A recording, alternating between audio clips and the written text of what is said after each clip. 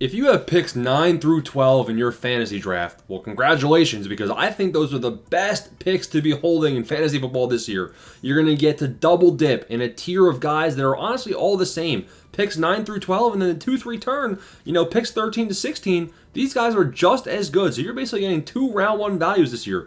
Last year and the year before, it was kind of dusty drafting at the end of round 1 because the guys in early round 2, you weren't really getting insane value. This year, everything's different. This is the best draft guide, best draft strategy for late round draft pick holders in the 2025 fantasy football redraft season. Picks 9, picks 10, 11, 12. Let's get things started. You see the names on the screen. You see a couple of them already. Malik Neighbors, Amon-Ra, BTJ, Nico Collins, all will be in play. Now, go check out the first 2 videos, early round draft strategy, mid-round draft strategy. You'll see some of the names that already went. Really, the only big things were that McCaffrey went and Puka Nacua went at picks 7 and 8 in my mid-round strategy, which is why they're not here. If either of them fall, they should be considered. Now, pick 9 is going to be the first place you are on the board. My 9th ranked guy is actually going to be Amon-Ra St. Brown. So I have Amon-Ra actually ranked ahead of Malik Neighbors. Why?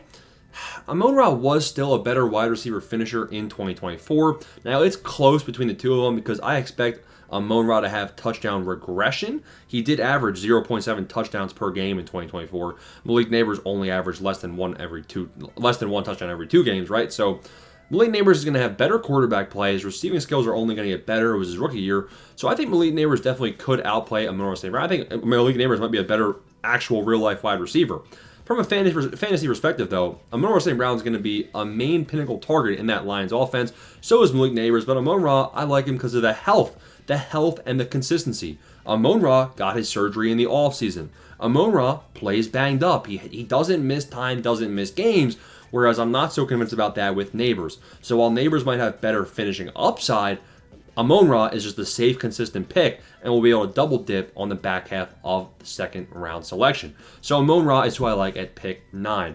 Pick 10, that's when I do like a Malik Neighbors for the same reasons we just mentioned, right? Like Malik Neighbors is going to have better quarterback play with Russell Wilson, better deep balls. There's no target competition at all. Like Darius Slayton, he's big play Slay for a reason. He's not big target Slay, not big target share Slay. Like Malik Neighbors, his target share, let's take a look at what it was, 36%.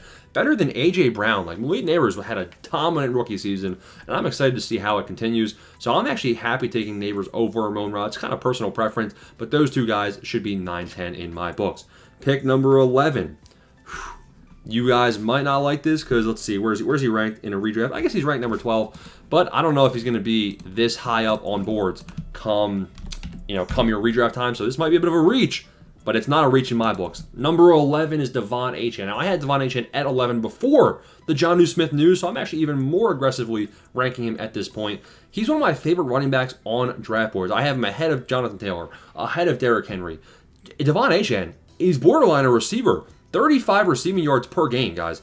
5 targets per game. That's going to in terms of guys, wide receivers going in round 7, round 8, they might not even get 5 targets a game, right, on the season end. They'll probably get 5, 6, 7. That's kind of what you're looking at for a receiver. So with a running back, that's just insane. So if Tua Tagovailoa is healthy, the entire Dolphins offense is going to be good value. Tyreek Hill, Jalen Waddle, but Devon Achane at pick number 11, it is a no-brainer in my books. Pick 12. That's when we go to the wide receivers again. We go back to the wide receivers. We go Nico Collins. We go BTJ. These guys I have back-to-back. Kind of similar with Malik Neighbors, Amon-Ra St. Brown. I don't really care who you take. Now, who would I personally enjoy having more? Because I'm actually in my redraft league that I care about. I'm a late-round draft selection. If I'm on the clock, Nico Collins probably has a better ceiling. Less target competition. BTJ has Travis Hunter there as a pest. BTJ can probably get better, whereas Nico Collins, we've probably already seen kind of what that ceiling is. I'm probably going Nico Collins. Look at the yards per out run in 2024, 4 yards versus 2.7. But can Nico Collins stay healthy is definitely another concern. Either way, these guys go back-to-back for me at 12 and 13. Now we're looking at name 14, 15, 16 to finish out my rankings. So name 14, again, I'm kind of aggressively ranking these guys. I like Ashton Jennings. The whole Raiders offense is going to funnel through him. He's not going to have any competition. Sincere McCormick, bro, he's going to be getting the full workload right here as RB.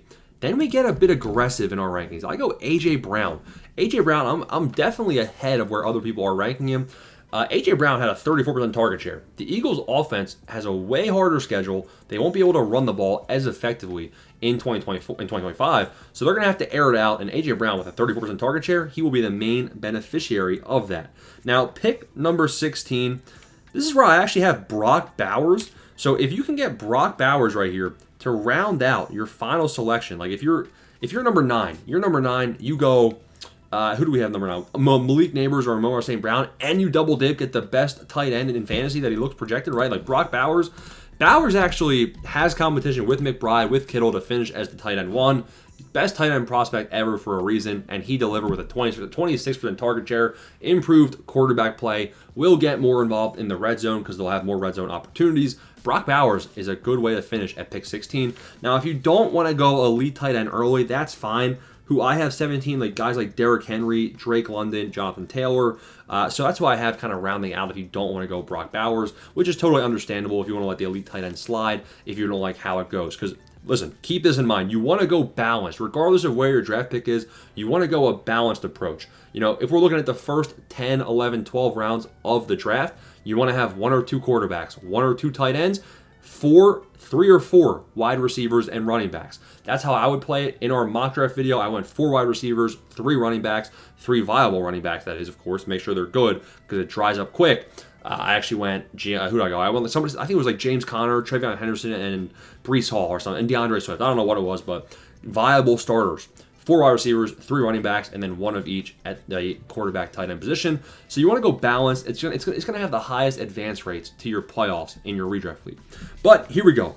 The next set of picks is obviously the 3-4 turn. Now, the 3-4 turn, you might not be as excited about because the 1-2 turn, you got lucked out. Let's see. So 3-4 turn, you're going to be looking at picks 33 through 40. What do we got there? So 33. There's a chance.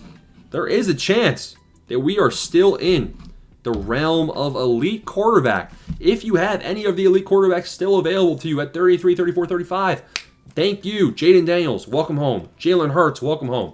Lamar and Josh Allen almost guaranteed won't be here, but I'm taking Jalen Hurts. I'm taking Jaden Daniels if either of them are here. The rushing upside is so good with these guys, and they've shown they can definitely air out as well. I actually like the fact they have harder schedules, both of them, because I think it's going to make them a bit more competitive on a game-to-game basis in fantasy. So elite quarterback is in play.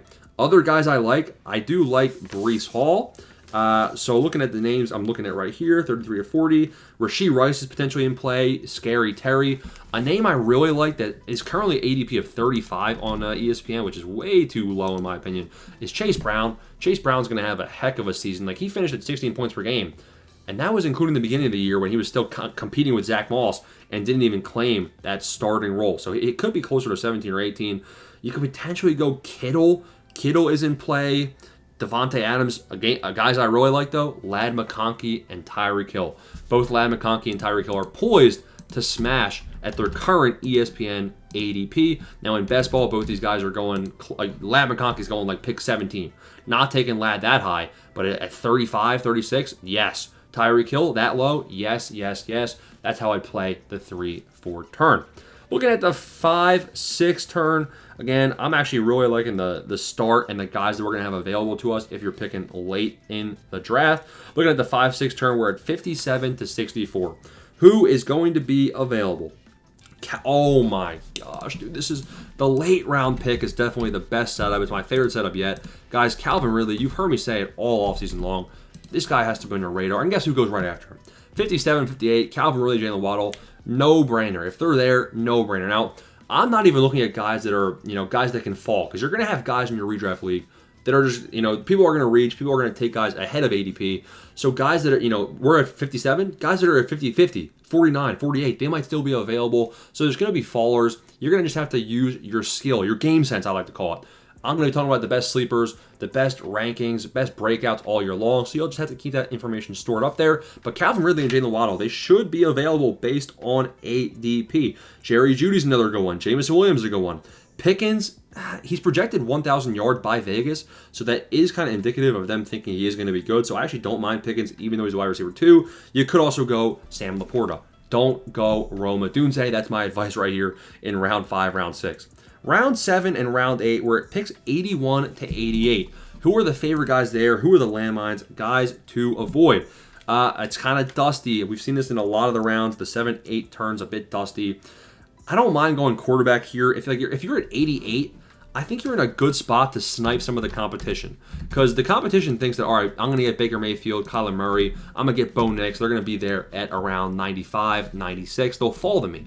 How about we just don't let them fall? Take them in round 8 at around 88 ADP. You'll be reaching like 7 spots, but you'll be getting that elite quarterback. Basically, we looked at only a couple picks. Like, there's a chance that Jaden Daniels, a chance that Jalen Hurts falls into your lap as an elite quarterback build, but more likely than not, you're not going elite QB. So you got to get one of these guys. Baker Mayfield, Kyler Murray, Bo Nix. I like Kyler probably the most. Bo Nix and Baker, interchangeable. I think Baker has rushing regression and probably even touchdown pass regression as well, whereas Bo Nix can probably improve and maintain on both of those.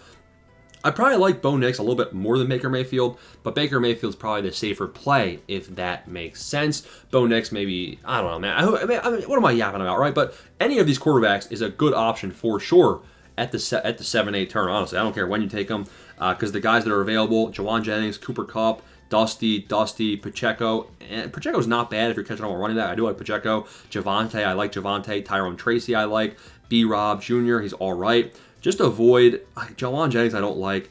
Cooper Kupp, I don't like. My favorite picks here are probably Travion Henderson, the quarterbacks, and Caleb Johnson. So you have some options in rookie running backs, some options in quarterback. There's going to be guys that are available, but there's more landmines in round 7, in round 8, so be aware of that. Let's finish this video out with the 9-10 turn. You have picks 105 all the way to picks 112. So looking at who's going to be available there.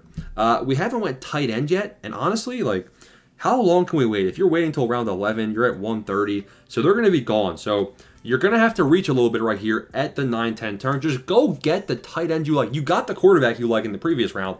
Go get the tight end you like. The tight ends that I like, I've been smashing Tucker Kraft. Okay. I pause. Big time pause. The guys that I would be looking at in this range, you have them on the screen, like Njoku. If Njoku's there, which he might be, I doubt Hawkinson's there.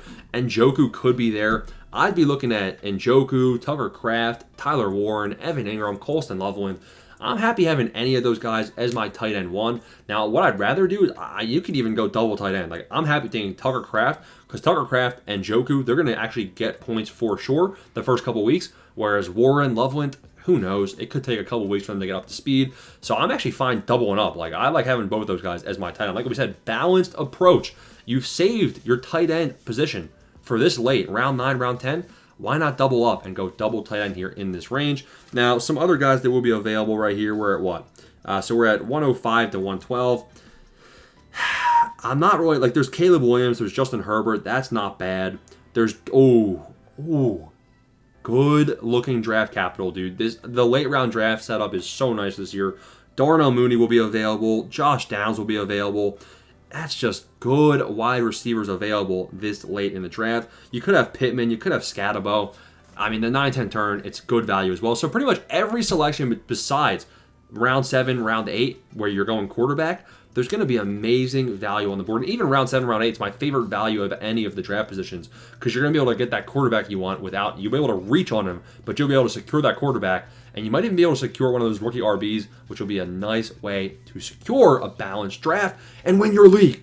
The late picks in the first round, picks 8, nope, that's middle. Picks 9 to 12, great spot to be in, probably my favorite spot to be in this year. That's the people to target, the people to avoid to win your draft. Smash the subscribe button. Thanks for watching.